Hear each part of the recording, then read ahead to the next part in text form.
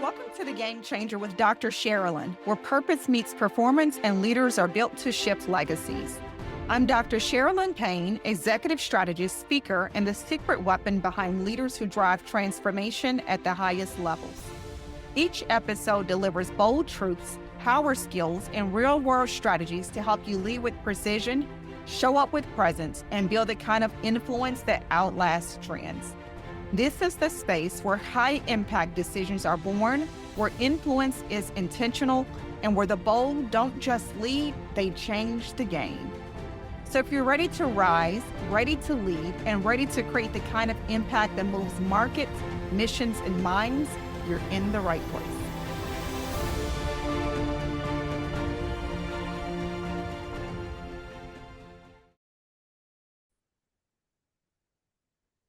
Welcome back, Game Changers. So happy that you're here with us again for a fantastic episode. It's going to be rich, it's going to be informative, and it's going to be life-changing. How do I know? Because I've already had a couple of conversations with today's guest, and what he's going to share with you is going to absolutely open up your mind, transform your thinking, and give you a new way to see things. Let me tell you about John. He's been doing some rock star stuff out here that we need to know about.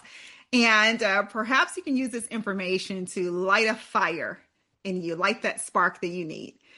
John and his wife, Julie, have realized an abundant life, and they believe that all of our outcomes are rooted in our thinking.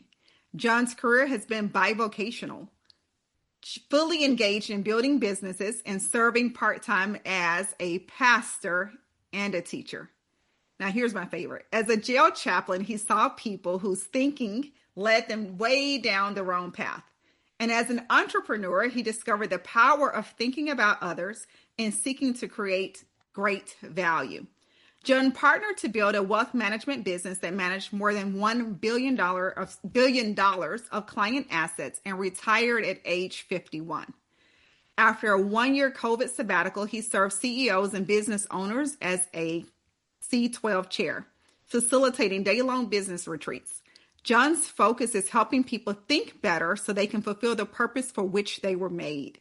His book, Thinking for Success, 52 stories that upgrade your thinking to boost productivity, problem solving, and relationships, will be released by Morgan James in January 2026. Welcome, John.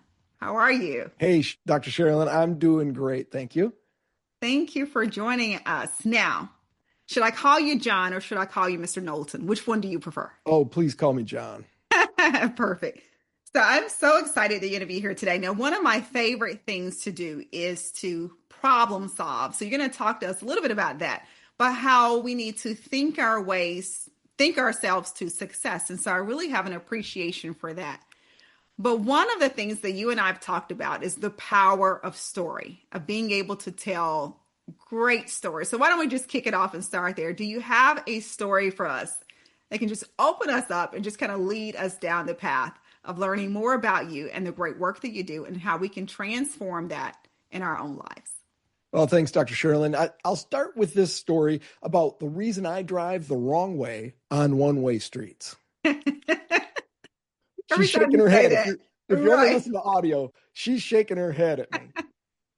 Okay, so I was on a call with several people. It was like a conference call, and we were talking about doing some merger and acquisitions with this venture fund that I'm a part of. And I'm driving along in a city I've lived in for 25 years. And just as I entered a roundabout, someone asked me a question. And so I went through the roundabout, and one of the streets that comes into this roundabout is a one-way street. Okay. And although I've driven this scores of times, I took the wrong exit and realized in the middle of my answer that there's two sets of headlights coming right at me. Whoa. So, Dr. Sherilyn, the problem wasn't my car. I have a wonderful automobile. It works perfect. The problem wasn't the signage. The roundabout is well signed, and I've driven it before. The problem was my brain was on doing a deal, not on driving. Wow. Our thinking drives our behavior, which causes our results and our outcomes. That's good. That's Now, good. two lessons here. One is what I just said, where's our thinking that determines our outcomes, but also the power of story. When I told you earlier that I sometimes drive the wrong way on one-way streets, you wanted to know why. I And so did. it opens up what we call a story loop in our brains. When we start to tell a story, we as human beings are we cognitively privilege. This is a fancy word I heard from a smart person. We cognitively privilege stories. And what that really means is we pay extra attention to stories. And Dr. Sherlin, when I was leading good-sized businesses, I realized that the people that worked for me would keep making the same mistakes again and again. And I found I could tell them what to do, and they would do it, but it wouldn't change their thinking. Then I tried giving principles, theoretical principles, and people would say ooh and ah, but they didn't know quite how to apply the abstract principle to the concrete issues that they were facing, whether it was in marriage, their relationships, their job tasks, whatever the case might be. Then I stumbled on storytelling. And I realized, you know what? When I tell a story, everybody leans in and pays attention. They quit doodling and looking at their phone. They want to know, how's the story go? And so I just stumbled into this and started to tell stories in staff meetings. And then we would process the story together and then give it a short handle, a quick little title, if you will. And then whenever we needed to remind ourselves of the lesson from that story, we could just grab onto that handle. Hey, remember the story about the mobile. Remember Indiana Jones. Remember Jonathan Monkhouse on HMS Endeavor. And that would remind them of the story and then how their action should flow from the principle or the moral of the story, if you will. That makes sense. When I was in sales, I'd always train myself to tell stories. It was just easier that way. And part of the reason is because, believe it or not, I'm a naturally quiet person. And so I am relatively quiet all the time, even with my family. Now, people who think they know me will swear up and down that I'm not, but I really am. But I found that I could talk to the customers much easier if I was giving them a story about the product, how they could actually use it, what they could do differently, versus me having to sell this. And it just took out that fear, right? It really unlocked something in my brain when I was telling a story. I was engaged in the story. They wanted to hear the outcome of the story. So now we're vested in that. And so I've kept that. I remember in sales, we would always say, your mom told you bedtime stories, not bedtime facts. Right. And so we are wired for story to hear more about what's happening with you. And we ask stories all the day. What's going on? So when I call you and it's what's going on or what's happening with you or how was your day? I'm listening for you to tell me something different. Well, here's what happened. And you're engaged in the conversation, right? So it allows that back and forth. And then for you to be able to process, okay, would I do that in that scenario? Or, could he have done this differently or what's happening there? So thank you for sharing that. I love what you just said there about how you process the story. I recently heard this from Trevor Hudson. Trevor's a pastor in South Africa. And I stumbled across him because one of my mentors, Dallas Willard, had traveled to South Africa for some meetings that Trevor did. But Trevor says, we don't learn from experience. And we know this is true. Like you know people who they've dated the same rotten boyfriend with different names and different addresses for years in a row. They've had the experience, but they didn't learn because they just started dating the same dude again. Mm-hmm. Or pick anything. Somebody has tried and failed at the same type career again and again. Or we all have these issues. The way that we learn is by reflecting on our experience. Having an experience doesn't teach you. Reflecting on it does. And so stories are great because we can talk about it. Like we watch a movie and we talk about it. I can't believe she walked in that room the third time. Can you? Those kind of, we do all that stuff. And that we are learning and reinforcing the lesson from that story. That's so true. That's so true. I don't think we take enough time to truly sit down and reflect. We're going, going, going and doing, doing, doing. Mm. Do we really take the time that's needed, even from our own experiences, to really sit down and see what was this going to teach us or what was this here for? So thank you for that. Well, Dr. Sherlin, I imagine, just because I've talked to you a couple of times, you're a thoughtful person. I imagine you have a time in your day when you're quiet. If we're looking at our phone, we're not reflecting for the Right? most part. And if there's a million ways we can be distracted. I was just going to hold up my phone, but I leave it in the other room when I'm on a call because I don't want to be distracted. But they are distraction machines. Absolutely. They are scientifically designed to steal your attention, right? That is so And true. so we need to be intentional. It will not happen if we don't intend for it to happen. To have reflection time. Some people do it at the end of the day and they'll think through their day. Some people do it in the morning and think through yesterday and prepare for today. I just think that kind of a personal daily rhythm is just critical to getting better, to being grounded, and to be committed to providing value in every interaction we're going to have. That's powerful. I would agree with that. I just said yesterday, I was like, I've got to get better Mm, at leaving my phone at home, mm. walking across the street. I literally live across the street from a lake, walking across the street from a lake with my journal and just sitting there and being by the water, taking in nature and just journaling and seeing where does this lead me to and taking a moment just to reflect on those writings as well. Because Yeah. I'll write, but do I sit down and really go back through it systematically?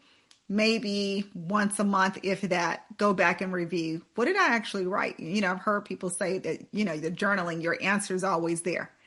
And I'm like, I wonder, how do they get to that point? So you just made an interesting point, and then something I need to do more of myself. When I look at my wife's calendar, each day starts with TMIH. TMIH, the most important hour. Oh, that's good. The I like. most important hour. Let me write that down. The most important hour. I like that. And for her, that time includes prayer, reading the Bible, being quiet before God, thinking about her day. And I do the same thing. We have our separate spaces, and then at 6:45, we come together and talk through our day. We pray together. We're done by 7, but I cherish that time. If one of us is gone or sick or whatever, if it doesn't happen for some reason, I notice it didn't happen, and so that's really critical. So let me ask you, how did you guys start doing that? We failed a lot of times. We've been married almost 25 years, and we've had 2 key rhythms that we've maintained throughout our marriage that have been super helpful, but it was really hard for us to get to a consistent joint prayer time. So I'll just tell you what the 2 that we succeeded on are, and then I'll tell you how we failed at the others. So the first one is we have had a standing weekly meeting in our calendars with a consistent agenda every week of our marriage. And people are saying, you have a meeting with your wife? And I'm like, yeah. I mean, you have a meeting with your staff, right? Why do you do that? Right. Well, it's important for us to know what's going on. Yep. Exactly. So, Right. so we have a staff meeting, if you will, just for our little staff of our family. And we think through the week. We look at now, thank goodness everyone can drive in our household, but when kids needed to be shuttled here and there, we would plan all that out. We'd plan the meals. Then you know what you're cooking, so you know what to buy at the grocery store, so you don't waste food, and all your ingredients are available, right? All that kind of stuff. And when money was tighter, we would talk about money every week. What bills are coming up, what money's coming in, all that kind of thing. And then the second rhythm that we succeeded at was to have a family meal together every day. And sometimes we would have an evening event for a kid at school and they needed to be there at 5:30, so we would eat dinner at 5 o'clock. It's way too early for your stomach, but the important question isn't what's for dinner. The important question is, what is dinner for? And dinner, the way that we conceive of it, is a means of sharing factual information and emotional information, and for the transmission of values. So at dinner, we ask each other the 4 questions. How was your day? How was your day? And when the other person is answering that question, you're getting information about the meetings they held or the people they saw or whatever. But what the most important thing that you're getting is, how is my spouse feeling? And what's their capacity? And what might they, what clues am I getting about how I can best serve him or her throughout the rest of this day? And then the third and fourth questions are, what do you need from me? What do you need from me? And the kids are listening to all this. Oh, Dad did this deal. Mom talked to this person who, they're learning what's valuable and how do we provide value in the world and how do we serve the people in our community and all that kind of thing. And then, so let me get to prayer. How did we get that going? We failed many times. We tried doing joint Bible studies. We tried doing prayer in the morning. We tried doing prayer before we went to bed, and it would always fall apart. But for some reason, 6:45 a.m., it works for us. I sleep less than my wife does, so it didn't work going to bed at the same time. But at 6:45, we both are up enough that we've had our own personal time with God. We've had caffeine, so we're not groggy. The best performance enhancing drug, and that's legal is caffeine, right? Coffee, what have you. Yeah. So in any case, for some reason, we tried and failed, tried and failed, tried and failed, tried and succeeded. Perfect.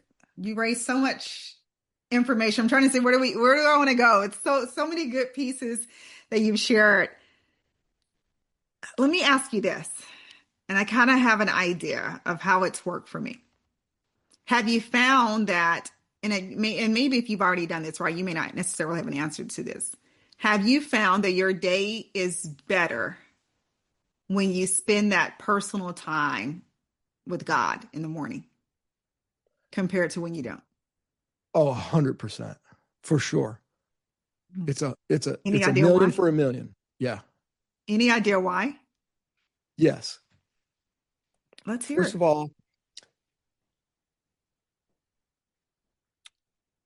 First of all, we need to be centered before we start to interact with other people. In other words, my day, I wake up, and imagine what most people do. They grab their phone. Right. And beginning to look at notifications. Mm-hmm. 99 point whatever percent have zero impact on their lives in reality, but affect their emotions. They are designed to spike your emotions because that leads to attention, which turns into money for whoever sent the notification. Mm-hmm. And whether it's a phone or it's something else, our attention shouldn't be on somebody else's agenda. We need to be on the agenda that God has designed for our day and the purpose for which we were made. And so the quiet time in the morning, if you're reading a sacred text that roots you in ancient wisdom versus the Mets beat the Yankees last night, or whatever's going on in the Asian stock market, or whatever type notifications and other people's agendas are coming in through your phone or the news or whatever it is. Man, in order to be able to perform to the purpose that God made me for, I have to be tuned into the agenda that he's designed for my day. I can't be on Fox News' agenda or MSNBC's agenda or anybody else's agenda. And so when I skip that quiet time, Dr. Sherilyn, my ability to live on yesterday's revelation is really low. I need fresh Vision leaks. That's something that leaders say all the time. I need to be reconnected to the source, to my center, to the source, to my purpose. How am I going to provide value to every meeting, every person I have interaction with today? If I'm starting it from a place of distraction and emotional dysregulation, that just sets me up to fail at every one of those interactions for the next 24 hours. Right. Agreed. I asked you that question. I found that my life is profoundly, profoundly different and better. I'm happier, lighter when I make the time to focus on, I want to talk to God, connect with Holy Spirit, see what is He saying for me for throughout the day, pray and ask Him to lead me, guide me, direct me, open my eyes, whatever it is, right? It's insanely different. Things go a whole lot different than when I don't take that time to spend time with Him. And so I love making that the time of prayer and reflection and journaling and listening and worship and just kind of tuning into the Creator who's creating my story to hear from Him what it is that I'm supposed to do, what it is that I'm supposed to go, asking for that wisdom and that guidance and that direction, throughout the day, inviting Him in. It's just so vastly different than running off of my own agenda, or like you say, being tuned into the phone. And so just being mindful that the phone needs to be outside of the room and taking that time to go and, just spend time with Him and then go do my workout and come back better and stronger. So now I'm more cognizant of what's happening, because if not, I see that I'm irritated as well. So that's not good. People are saying, and I'm highly much more irritable. Yeah. Which of course impacts everything else. So even if I'm giving, great insights, but the relationship, which is the most important thing, with, Holy Spirit, we're relational people, that is still being impacted. And so I wanted to ask you that question. Oh, for sure. Yeah. Yeah. And I just think we are whole people, right? So we're not a brain separated from a body, separated from emotions and all that. And if we allow information to spike our emotions, boy, it just makes us worse people. I'm sorry to say that. And I'm not trying to say that people are, that they're inherently bad or something like that, but just we know when we're at our best and when we're not.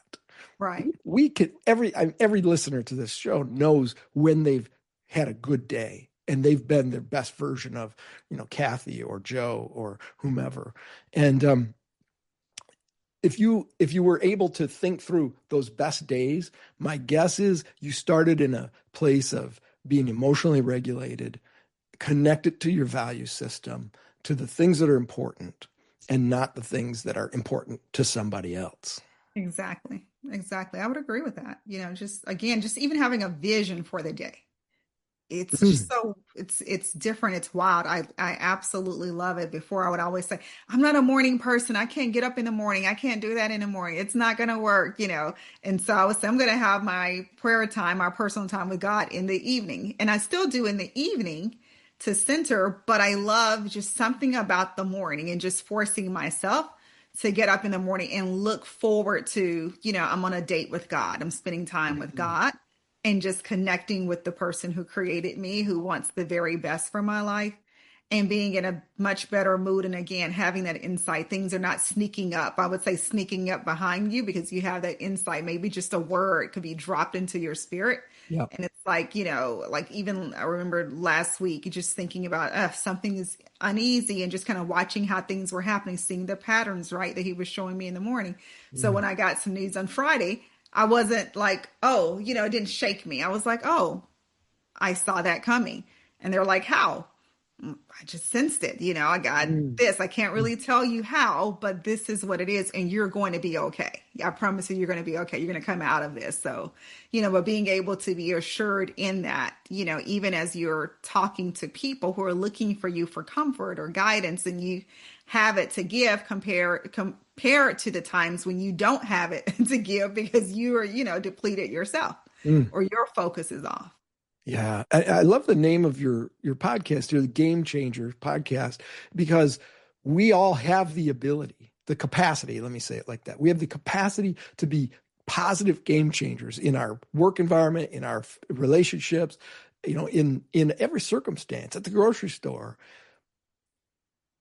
But if we're not centered, then we're going to be subject to the stuff around us rather than the people who can change that game. We're going to be we're going to be victims of the game instead of changing the game. That is so good. That is so true. Thank you for that. So speaking of that, it reminds me we're talking about time and what we're doing with our time. So there was a time that you did a 2-week time study. Yeah. So can you tell us about that? How did you come to do that? So how did that come into focus for you? And then what did you learn and take away from that experience? Yeah. So in 2014, my partner and I were managing $125 million. And we had set a goal to be at $1 billion, so 8 times bigger. And we set a plan in place and all this. And a year later, when we came back time to review the plan, we realized we'd really not made much progress. And I realized that as leader of the business, that my time was the ultimate resource. My attention, my focus was the resource that we needed to put in the right places. And I honestly didn't know exactly where was my focus. And so I put myself through this 2-week time study and I recorded what I did at work in 15-minute increments for 2 weeks. At the end of the 2-week period, I had over 400 data points and assessed them and realized that there was 4 broad buckets. I was working as a financial advisor. I was running the business. I was doing investment management, and I was supposed to be doing something to get us to our big goal of 8 times growth of the company. And we had identified that mergers and acquisitions was our biggest opportunity. And so as I took the time study and allocated my time into the different buckets, we realized, and this is probably not a surprise to anyone, the biggest opportunity was receiving the smallest amount of my focus. Hence, we didn't make progress. And so my partner and I took that information and said, okay, we need to make more time in my schedule. And so we hired a financial advisor to take on some of my client service responsibilities. And then we hired a person who was solely dedicated to administrative tasks related to mergers and acquisitions. So we invested in 2 salaries. It was, a substantial investment at the time for us. And, real estate, computers, benefits, right? It was a big nut. But what happened was I now had some capacity. And I had somebody that I had to keep busy 40 hours a week working towards the goal. Right. So I had to come up with stuff for her to do, meaningful things. I couldn't just expect to fill in the most important thing in the little cracks in my calendar. And so we hired this woman and we figured out the plan and she worked the plan for us for doing this initial outreach and all that. We could go into those details if you want to, but you want to know how the story ends, right? John does the time study in 2015. And in 2020, 5 years later, we were at $1.25 billion, from 125 million to 1.25 billion. That's a 10-fold increase in 5 years.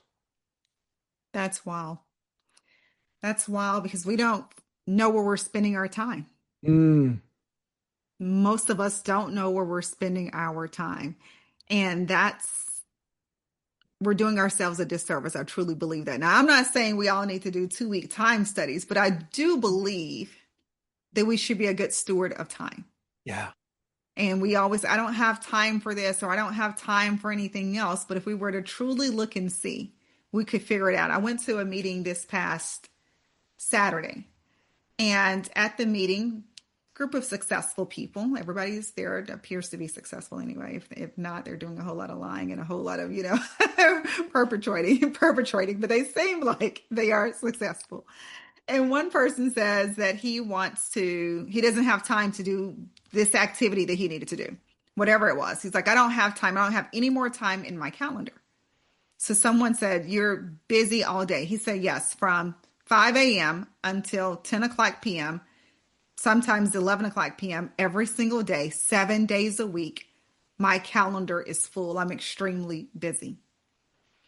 And he's married. He has two children. So I'm thinking, oh, that's very interesting to see how life is in that particular household. So someone challenged him and said, well, why don't you put this down on your calendar? Open up your calendar. And he just picked a random date, October 2nd. He's like, pull up your calendar right now. How does October 2nd look for you? And the gentleman looked at his calendar and he says, looks fine. He said, okay, well then put it on the date for October 2nd. That's the day you're going to do that. And the guy's still pushing back, right? And so then he begins to talk about how he reads every single day. And he asked me if I read. He asked the entire table, do you guys read? I said, yes, I read every single day as well. And he says, so how do you read? And I'm like, I read either in the morning or in the evening, but every single day I read for a minimum of 30 minutes. And he says, well, I read every single day for 30 minutes as well. And I read for 10 minutes out loud, but here's how I do it. And this was a game changer for me because I'm thinking I'm blocking out right time on my calendar. He's like, I still get to watch my shows. I'm like, how are you watching your shows? And he's extremely successful. How are you watching TV? And he says, because I watch my television, the football games or whatever, and they have commercials that last 2 to 3 minutes. And I read during the commercials. Every single commercial, I pick up a book and I'm reading. He's like, so I make the time for what I want to make time for. And he's like telling everybody about all these books and the books they need to read in great detail. And I was like, wow, now that's where you call being accountable, at a greater level for your time. And it really stuck with me that even in those moments, he's finding time for something. He says, when I'm driving down the street, I have a book in my car. When I'm sitting at the light, I pull it out. I might only be able to read a sentence or two. I'm like, he is making the most of the time that he has in a totally different way. And I am greatly coming up short here because I listen to, podcasts or, masterclass or something like that, to learn from. But just seeing that this gentleman is 80 years old and he's talking about he's been doing this since he was since the 60s, every single day. And he's only missed, he said, 5 days total. And he's like, one of which, because I just had cataract surgery this past week and I couldn't because the doctor said right. Nice. And so I thank you for sharing that story. Well, you talked about the first gentleman whose life was so busy, and my guess is he has some choice about what he puts in the calendar.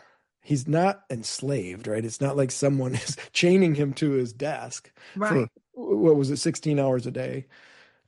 So busy culturally is our primary virtue, right? How are you doing? How's your work? Oh, we're so busy. We're busy, busy, busy. How's life? Busy, busy, busy. We wear it as a badge of honor. Mm-hmm. And busy is our chief complaint. It's the thing we complain about. We both revere busyness and we complain that it's ruining our lives. Right. How can it be both? Mm-hmm. And so I have endeavored to change my language even about my time because I recognize that God gives me 168 hours every week, just like he gives Dr. Sherilyn, just like he gives President Trump, just like he gives Pope Leo. Right. Everybody gets that 168 hours a week. And for the most part, we get to choose what we do with that. And so sometimes people will be talking to me and just asking about, I don't know, they want to get on the calendar. For some reason, they see my calendar and they say, wow, you're busy. And I say, nope, I chose everything on this list in this calendar. And I feel that I'm appropriately engaged. Mm. But there's time in there for recreation and working out and being with my wife, right? So I actually calendar those things. So they happen. But I don't want to be busy. I want to be appropriately engaged towards the purposes for which I was made. Right. And then honor the rhythms. God told us to take 1 out of 7 days off. Absolutely. And honor that Sabbath. And that's another thing I notice when I don't get my rest Dr. Sherlin, my next week is a mess. When I don't Mhm. get my morning time, my day is a mess. When I don't get my Sabbath day, my week is a mess. God designed us for some reason with these rhythms. We sleep something like 30% of our lives. That's rest is a requirement. He's built us to have rest. Right. The Ten Commandments are so interesting. There's the first three commandments are about how do we relate to God. No other gods before me. Don't take my name, right? And then the last six, numbers 5 through 10, are about how do we relate to other people. Don't kill, don't murder, don't lie, don't covet. But the hinge that connects the two is the number 4, and it's the Sabbath. And it is by far the longest commandment. Mm-hmm. It is. The Sabbath commandment represents like 25 or 30% of all the words in the Ten Commandments because it's the one that we most are apt to skip. So Right. most of us won't murder anybody. Most of us won't even be seriously tempted. And even if we're tempted, most of us aren't going to come up with a plan, right? Right. But skipping Sabbath? Oh, yeah. All the time. Because I'm what? I'm I'm busy. busy. I'm busy. Right. And that's so true. When I taught school, I would be diligent about I'm not doing anything for one day. But Mm, of course, they were exhausting me, right? I was mm, exhausted by that. So I yeah. was diligent. But when I started working in corporate America, started working for myself, I got away from it.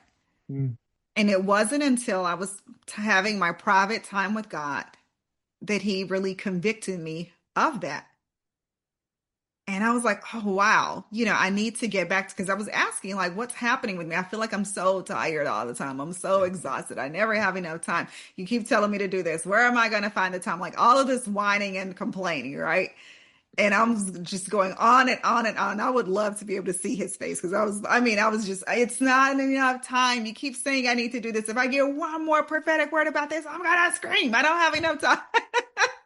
Where am I supposed to find the time? I'm only one person, God, so, all of this stuff. And then as I'm sitting there and I'm like, oh, wow. And I still didn't really take it seriously until the church that I'm going to now. And they are adamant about practicing Shabbat, and Mhm. really taking that time and rest and reflection and having that, time for fun and getting back to that place. And I can see that things have shifted in my life since I have leaned into that. And Mm, so I will say I've not gotten good about, okay, it's going to be Saturday or it's going to be Sunday, but just saying, okay, one day during the week, this is the protected time. And yeah. so I'm going to honor what does this mean instead of getting into the religious habit. It has to be this particular day just because, of course, how my lifestyle is right now. Yeah. But I can see that things are totally, totally different, Mm, and I feel like, oh my gosh, I feel so much better, so much, and feel like I'm doing less. But I tell you what it is, and I think you already know this. It's trusting him that everything is going to be okay. mm, That if I take that time, he still has it. He's still in control. Everything is going to be all right. He has the whole world in his hands, even my little stuff. And so mm. I can take the break and I can take the rest and just have faith. And so I can see how, as I'm doing that, my faith is increasing. It's not all on me. I've got to give it to him and do what I can. And then just trust that whatever's going to happen in the appropriate time, that if I've been a good steward over the other pieces, then, he has that too. So I appreciate. Yeah. I think there's a benefit to having a community that's practicing the same type things because then you've got this sort of cultural support. I think observant Jews have an advantage there because Mhm. there's a whole culture of people.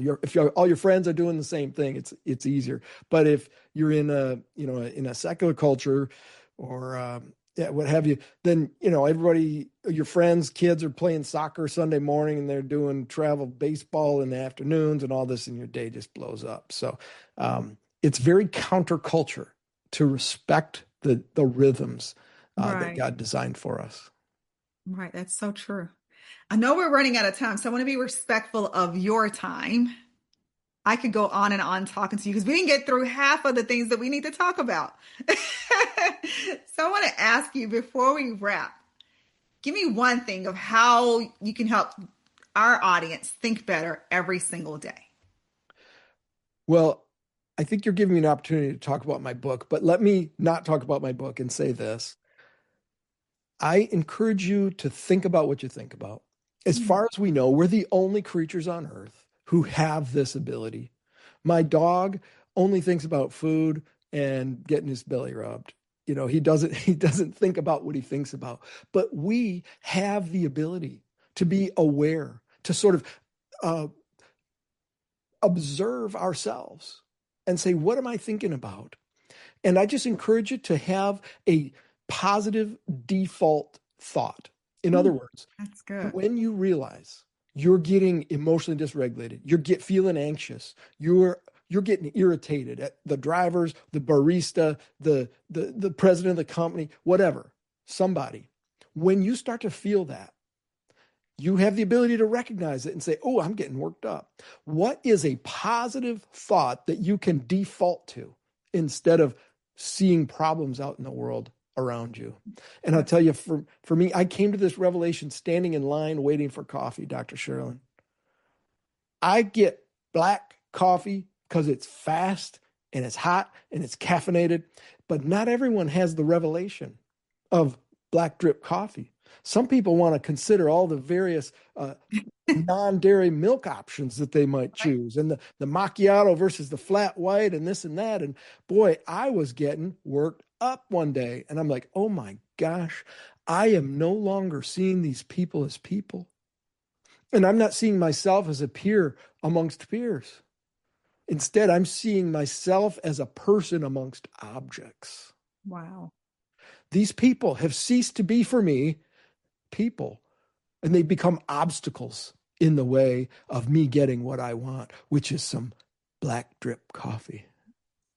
And those baristas who are not working fast enough, they're no longer people either. They have become, in my mind, tools Mhm. to get me what I want, which is black drip coffee. And I said, I am out of sorts here. My thinking is all wrong because people are people. They are people to interact with, and we are peers, all on the same blue marble.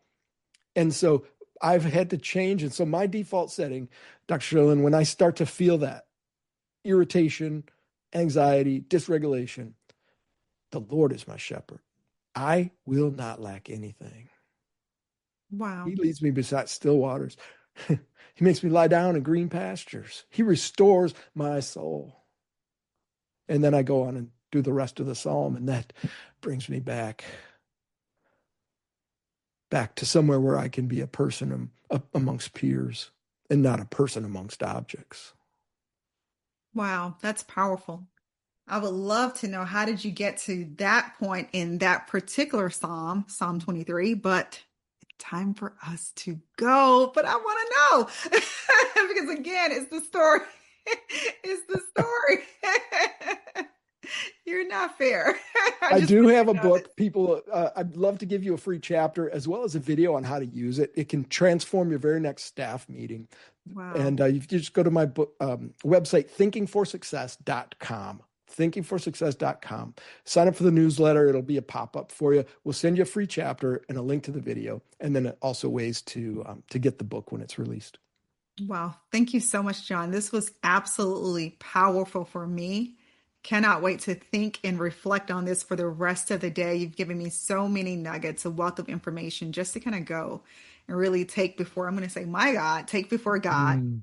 and just give this to him and see, what does he want me to do with this specifically? Your positive default thought, Mm. that truly is a game changer because I hate to say it, I was in Starbucks about a month ago myself and had the same thing. Like, what are they doing? And I even went a step further to even ask the people, hey, what's going on here? But I will say that there was nobody in the drive-through. And it was only one person inside, and who knows what that lady was doing, but it was like 5 people. And I'm like, I've been standing here waiting for this tea for about 20 minutes here. So what's happening? Yeah. So I want to go. So I appreciate that though, because Yeah. anything could have been happening. And Right. so I thank you for helping us to center ourselves, reminding us of what's most important, how we can have better days, better weeks, better lives, better family. It's so much that you share with us today that I truly believe that we leaned into what you have imparted into us, that our lives will change for the better. Thank you. All right.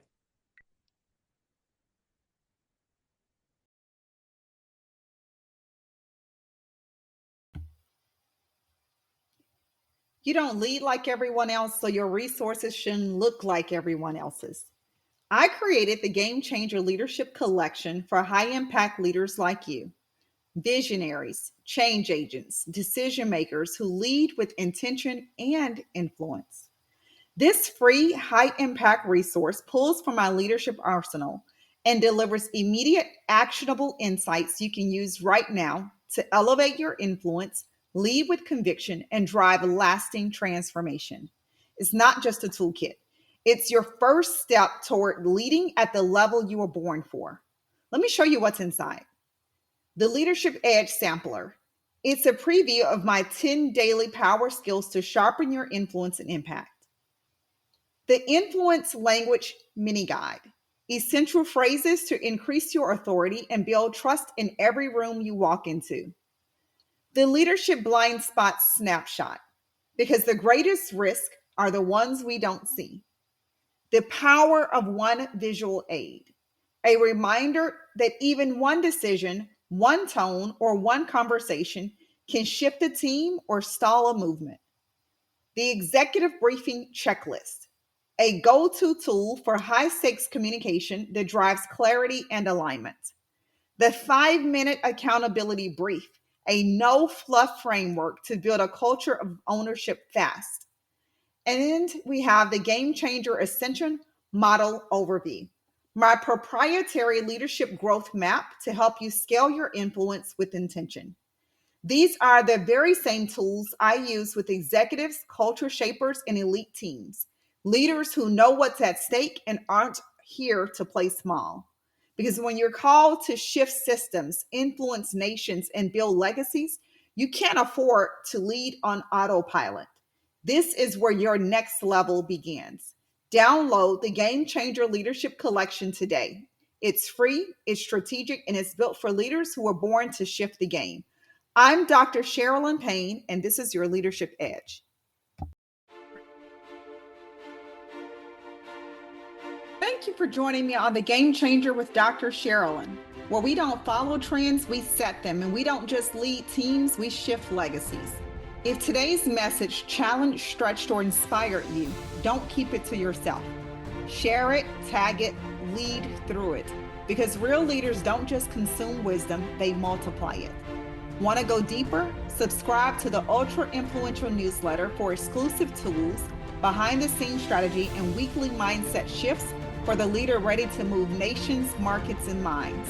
Visit www.smpistrategies.com or send a note to leadership@smpistrategies.com. And if you're ready for next level coaching or consulting that positions you as the right leader at the right time in the right place, let's talk.